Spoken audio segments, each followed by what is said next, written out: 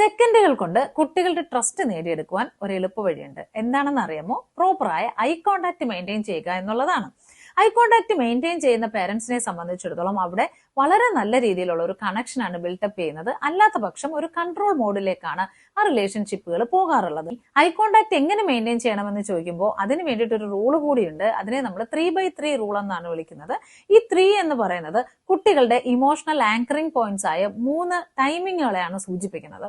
1 കുട്ടികൾ ഉണരുന്ന സമയം, 2 സ്കൂളിൽ പോയി തിരിച്ചു വരുന്ന സമയം, 3 കുട്ടികളുടെ ബെഡ് ടൈം.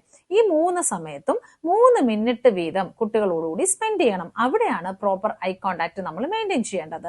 ഇങ്ങനെ ഒരു ഐ കോണ്ടാക്ട് മെയിൻറ്റെയിൻ ചെയ്യുമ്പോൾ കുട്ടികളിൽ 3 ഫാക്ടേഴ്സ് ഡെവലപ്പ് ചെയ്യുന്നുണ്ട്.